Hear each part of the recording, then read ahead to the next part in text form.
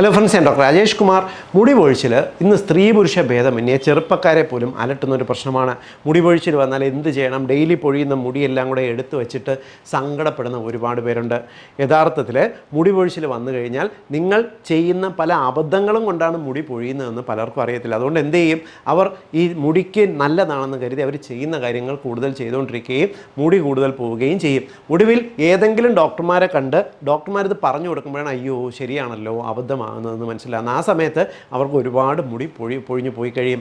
ഒരു 15 വയസ്സുള്ള പെൺകുട്ടികൾക്ക് പോലും ഇന്ന് മുടി പൊഴിച്ചിൽ ധാരാളം ഉണ്ടാകും. പലരും പറയാറുണ്ട്, ഒരു 14-15 വയസ്സൊക്കെ ആകുമ്പോൾ പനങ്കുലം പോലെ നീണ്ട മുടി ഉണ്ടായിരുന്നു, 20 വയസ്സാകുമ്പോൾ ഡോക്ടറെ കുറ്റിച്ചൂല് പോലെ ആയി, മുടി ഒട്ടും ഇല്ല എന്ന് പറയുന്ന ഒരു സാഹചര്യമുണ്ട്. അതുകൊണ്ട് തന്നെ ഈ മുടി പൊഴിച്ചിൽ ടെൻഡൻസി ഉള്ളവർ ചെയ്യാൻ പാടില്ലാത്ത ഒരു 10 കാര്യങ്ങൾ പറഞ്ഞുതരാം. നിർബന്ധമായിട്ടും ഈ കാര്യങ്ങൾ എപ്പോഴും മനസ്സിൽ സൂക്ഷിക്കുക. മുടി പൊഴിച്ചിലുള്ളവർക്ക് വേണ്ടി ഒന്ന് ഷെയർ ചെയ്ത് കൊടുക്കുകയും വേണം. ഒന്നാമത്തെ കേസ്, നിങ്ങൾക്ക് ഭയങ്കരമായിട്ട് മുടി പൊഴിച്ചിലുണ്ടെങ്കിൽ ഒരിക്കലും മുടി നീട്ടി വളർത്താൻ ശ്രമിക്കരുത്. നീട്ടി വളർത്തുമ്പോൾ മുടി പൊഴിയാനുള്ള സാധ്യത കൂടും.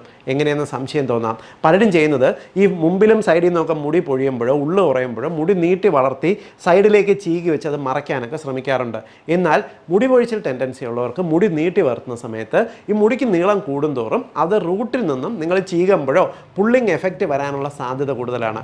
ഇത് ട്രാക്ഷൻ അലോപേഷ്യ എന്ന് പറയും. ഇങ്ങനെ മുടിക്ക് നീളം കൂടുമ്പോൾ ഈ പൊഴിഞ്ഞു പോകുന്നതിൻ്റെ ഭാഗമായിട്ടാണ് പലരും ഈ നീളത്തിന് പനങ്കുല പോലെ മുടി വളർത്തി എന്ന് പറയുന്നവർക്ക് കുറച്ച് കഴിയുമ്പോൾ ഈ മുടി പെട്ടെന്ന് തന്നെ ഊരിപ്പോകുന്നതായിട്ട് കണ്ടിട്ടുള്ളത്. അതുകൊണ്ട് തന്നെ മുടി നിങ്ങൾക്ക് നീളം കൂടുതലുണ്ടെങ്കിൽ മുടി പൊഴിച്ചിലുള്ളവർ അതിൻ്റെ നീളം വെട്ടി കുറച്ച് നിർത്താൻ, ഇത് പുരുഷന്മാരാണെങ്കിലും സ്ത്രീകളാണെങ്കിലും പ്രധാനമായിട്ട് ശ്രദ്ധിക്കേണ്ട കാര്യമാണ്. രണ്ടാമത്തത്, നിങ്ങൾ മുടിക്ക് വേണ്ടി ചെയ്യുന്ന പല കാര്യങ്ങൾ, പലരും പ്രത്യേകിച്ച് പെൺകുട്ടികളൊക്കെ മുടി ഇങ്ങനെ ചീകി പിന്നി കെട്ടി മുമ്പിൽ നിന്നും വലിച്ചു വെച്ച് ചീകി കെട്ടി വയ്ക്കാറുണ്ട്. എന്നാൽ ഇങ്ങനെ ചീകി പുറകിലേക്ക് വെച്ച് കെട്ടുമ്പോൾ മുമ്പിൽ നിന്ന് ഒരു പുള്ളിങ് എഫക്റ്റാണ് വരുന്നത്. ഈ മുടി പൊഴിച്ചിൽ ടെൻഡൻസി ഉള്ളവരുടെ പ്രശ്നം എന്ന് പറയുന്നത് നല്ല ആരോഗ്യമുള്ള മുടിയും ഈ വയസ്സായ മുടിയും തലയിലുണ്ടാവും. വയസ്സായ മുടിയുടെ പ്രോബ്ലം എന്താണ്? ഇവ തൊട്ട് കഴിഞ്ഞാൽ തന്നെ പൊഴിഞ്ഞു പോകും. പലരും ഈ മുടിയൊക്കെ ചെയ്യുന്ന സമയത്ത് ഈ നമ്മുടെ ആരോഗ്യം കുറഞ്ഞ മുടിയാണ് ഈ ഇളകിപ്പോകുന്നത്.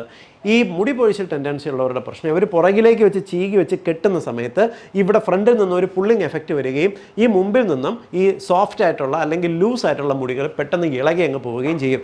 അതായത് ഇങ്ങനെ ചുരുക്കി പറഞ്ഞാൽ നമ്മളിങ്ങനെ പുറകിൽ ചീകി വെച്ച് കെട്ടുന്നവർക്ക് പുള്ളിങ് എഫക്റ്റിൽ മുടി പൊഴിയാനുള്ള സാധ്യത വളരെയേറെ കൂടുതലാണ്. മാത്രമല്ല, ഇങ്ങനെ പിടിച്ചു വെച്ച് കെട്ടുന്നത് കൊച്ചു കുട്ടികൾക്ക് പോലും തലവേദന വരുന്നതിന് ഒരു പ്രധാന കാരണമായിട്ട് വരുന്നുണ്ട്. ഇനി ഇതും ചെയ്യാൻ പാടില്ല. മൂന്നാമത്തെ കേസ് എന്ന് പറയുന്നത്, ഈ നമ്മുടെ കേരളത്തിലുള്ള ആൾക്കാരുടെ പൊതുവേ ഉള്ളൊരു ശീലമാണ് ഡെയിലി 2 നേരം തലകുളിക്കുക, 3 നേരം തലകുളിക്കുക പോലുള്ള കാര്യങ്ങൾ. നിങ്ങൾ മുടി പൊഴിച്ചിൽ ടെൻഡൻസി ഉള്ളവരാണെങ്കിൽ ദിവസമുള്ള ഈ തലകുളി ഒന്ന് കുറച്ചതിന് ശേഷം ആഴ്ചയിൽ 3 ദിവസം തല കഴുകിയാൽ മതിയാകും. കാരണം നമ്മുടെ തലയോട്ടിയിൽ ഈ മുടിക്ക് പ്രൊട്ടക്റ്റീവായിട്ട് സെബം എന്ന് പറഞ്ഞ ഒരു എണ്ണമയുള്ള ഒരു ഫ്ലൂയിഡ് ഉണ്ട്. സാധാരണ ടീനേജ് കുട്ടികളൊക്കെ നോക്കിക്കഴിഞ്ഞാൽ മുഖത്തൊരു എണ്ണമയം കൂടുതൽ വരുന്നത് കണ്ടിട്ടില്ലേ? ഇത് തന്നെ തലയോട്ടിയിലുണ്ടാവും. ഈ സെബം നിങ്ങൾ കൂടുതലായിട്ട് തല കഴുകുന്ന സമയത്ത് ഈ സെബം അങ്ങ് പൊഴിഞ്ഞു പോകും.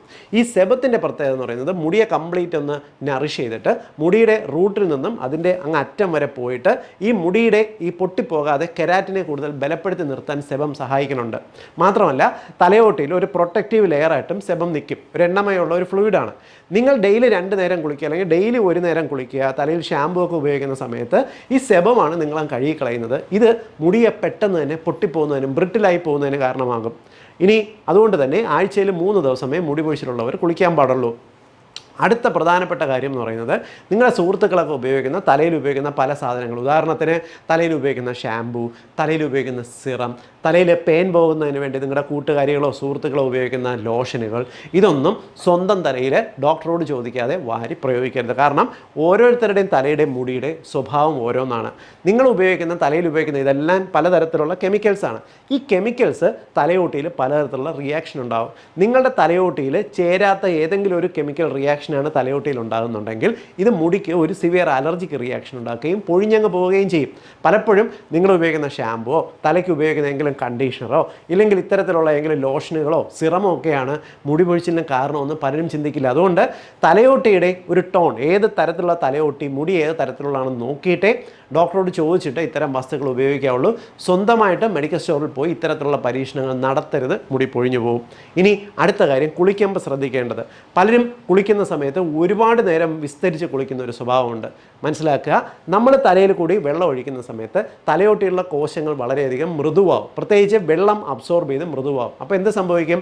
കൂടുതൽ നേരം വെള്ളത്തിൽ നിന്ന്, പ്രത്യേകിച്ച് ഒരു 6 മിനിറ്റ് കൂടുതൽ തലയിൽ വെള്ളം കണ്ടിന്യൂസ് ആയിട്ട് നിന്ന് കഴിഞ്ഞാൽ കൂടുതലായിട്ടും മുടിയുടെ ആ റൂട്ടെല്ലാം സോഫ്റ്റ് ആകുകയും ഇളകിയിരിക്കുന്ന മുടിയെല്ലാം പൊഴിഞ്ഞങ്ങ് പോവുകയും ചെയ്യും. അതുകൊണ്ട് കൂടുതൽ സമയം വെള്ളത്തിൽ നിന്ന് കുളിക്കരുത്. ഇത് ഗുണമല്ല, ദോഷമാണ് ഉണ്ടാക്കുന്നത്.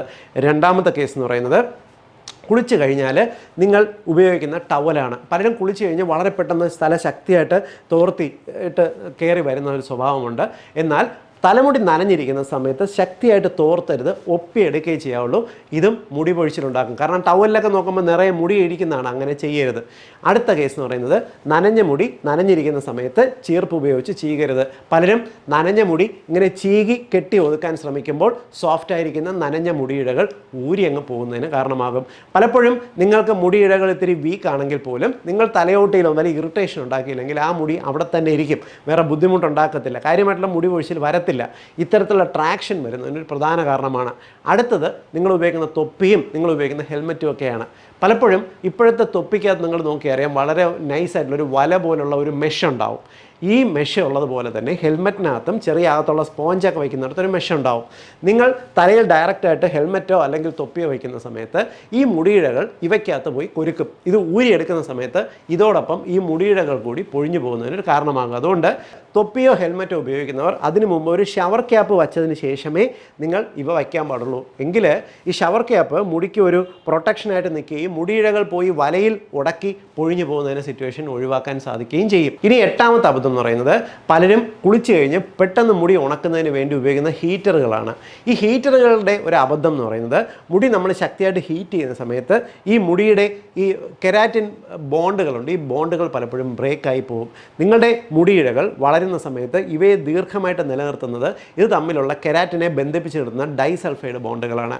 നിങ്ങൾ മുടിയിഴകളെ ചൂടാക്കുന്ന സമയത്ത് പലർക്കും ഈ ഡൈസൾഫൈഡ് ബോണ്ടുകൾ ലൂസായി പോകുന്നതിനും നിങ്ങൾ മുടി ഒന്ന് ഹീറ്റ് ചെയ്തതിന് ശേഷം ചീകുന്ന സമയത്ത് ഇത് പൊട്ടി അങ്ങ് പോകുന്നതിന് കാരണമാകുകയും ചെയ്യും. ഏറ്റവും കൂടുതൽ പേർക്ക് മുടി പൊട്ടിപ്പോകുന്നതിന് നിങ്ങൾ ഇത്തരത്തിൽ മുടി ഹീറ്റ് ചെയ്യുന്ന ഒരു സ്വഭാവം ഒഴിവാക്കുക. നിങ്ങൾക്ക് അത്യാവശ്യമൊന്നും ഇല്ലെങ്കിലോ മുടി സ്ട്രൈറ്റൻ ചെയ്യേണ്ട ആവശ്യമൊന്നും ഇല്ലാന്നുണ്ടെങ്കിലോ ആവശ്യമില്ലാതെ മുടി ഹീറ്റ് ചെയ്യരുത്. ഇനി ഹീറ്റ് ചെയ്ത് ഉണക്കണം എന്നുള്ളവർ ചെറിയൊരു ചൂട് ഉപയോഗിക്കുള്ളൂ. ഓവറായിട്ട് ഹീറ്റ് ഉപയോഗിച്ച് മുടി ഉണക്കുന്ന ഒരു സ്വഭാവം ഒഴിവാക്കുന്നതായിരിക്കും നല്ലത്. ഇനി ഒമ്പതാമത്തെ കാര്യം എന്ന് പറയുന്നത്, നിങ്ങൾ ഉറങ്ങാൻ ലേറ്റ് ആകുന്നതാണ്. നിങ്ങൾ ഉറങ്ങാൻ ലേറ്റ് ആകുന്നത് നേരിട്ട് മുടി പൊഴിച്ചിലുണ്ടാക്കുക അല്ല ചെയ്യുന്നത്.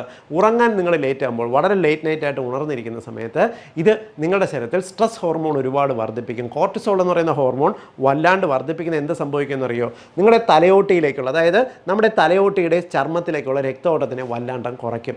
രക്തഓട്ടം കിട്ടിയില്ലെങ്കിൽ, രക്തം ആവശ്യത്തിന് നമ്മുടെ മുടിയിഴകൾക്ക് എത്തിയില്ലെങ്കിൽ എന്ത് സംഭവിക്കും? മുടിയിഴകൾ വീക്കാകുകയും വളരെ പെട്ടെന്ന് പൊഴിഞ്ഞു പോവുകയും ചെയ്യും. അതുകൊണ്ടാണ് പതിവായിട്ട് രാത്രി ലേറ്റായിട്ട് ഉണർന്നവർക്ക് വിട്ടുമാറാതെ മുടി പൊഴിച്ചിലുണ്ടാകുന്നത്. അതുകൊണ്ട് നിർബന്ധമായിട്ടും മുടിയിഴകൾ നേരെ നിൽക്കണം എന്നുണ്ടെങ്കിൽ സമയത്തിന് കിടന്നുറങ്ങണം. രാത്രി 10:30-ക്കെങ്കിലും കിടന്നുറങ്ങേണ്ട ആവശ്യമാണ്. നൈറ്റ് ഡ്യൂട്ടി ചെയ്യുന്നവരോട് ചോദിച്ചു നോക്കി, മുടി പൊഴിച്ചിൽ അവർക്ക് വിട്ടുമാറാതെ നിൽക്കുന്നത് കാണാനായിട്ട് സാധിക്കും. ഇനി 10ാമത്തെ അബദ്ധം എന്ന് പറയുന്നത്, വെള്ളം കുടിക്കാത്ത സ്വഭാവമാണ്. ഇപ്പോഴത്തെ പല ആൾക്കാരെ ശ്രദ്ധിച്ചറിയാം, ആവശ്യത്തിന് ഒരു ദിവസത്തിൽ 2-3 ഗ്ലാസ് മാത്രം വെള്ളം കുടിക്കുന്ന ഒരു സ്വഭാവം ഉണ്ട്. എന്നാൽ നിങ്ങൾക്ക് ശരീരത്തിന് ചെയ്യുന്ന ഹൈഡ്രേഷൻ, അതായത് ഡെയിലി ആവറേജ് ഒരു 3 ലിറ്റർ വെള്ളം കുടിക്കുന്നത് മുടിയിഴകളെ അവിടെ പിടിച്ചു നിർത്തുന്നതിന് വളരെ പ്രധാനപ്പെട്ട കാര്യമാണ്. വെള്ളം കുടിക്കാത്തവരുടെ ശരീരത്തിൽ പെട്ടെന്ന് തന്നെ നമ്മുടെ സ്കിന്നിനൊക്കെ ഡ്രൈനെസ് വരികയും തലയോട്ടിയിലുള്ള കോശങ്ങൾ വളരെയധികം ഈ ഒരു ഡ്രൈ ആയി പോകുന്നതിന് കാരണമാകുകയും ചെയ്യും. ഈ മുടിയിഴകളുടെ റൂട്ടിനകത്ത് വളരെയധികം പ്രഷർ വരുന്നതിനും രക്തഓട്ടം കുറയുന്നതിനും മുടി വളരെ പെട്ടെന്ന് പൊഴിഞ്ഞു പോകുന്നതിനും ഇത് ഒരു പ്രധാനപ്പെട്ട കാരണമാണ്. അതുകൊണ്ട് തന്നെ ഞാൻ ഈ പറഞ്ഞ 10 കാര്യങ്ങൾ മുടി പൊഴിച്ചിലുള്ളവർ നിർബന്ധമായിട്ടും അറിഞ്ഞിരിക്കുക. ഈ മുടി പൊഴിച്ചിലുള്ളവരുടെ അറിവിലേക്കായിട്ട് ഇത് ഷെയർ ചെയ്യുക. ഇത് ഒരുപാട് പേർക്ക് വളരെ ബെനിഫിഷ്യൽ ആയിട്ടുള്ള അറിവാണ്. കാരണം മുടി പൊഴിച്ചിൽ ഇന്ന് അത്രത്തോളം വലിയ ഒരു ആരോഗ്യ പ്രശ്നം തന്നെയാണ്. വീണ്ടും മറ്റൊരവസരത്തിൽ മറ്റൊരു വിഷയമായി കണ്ടുമുട്ടാം. ബൈ.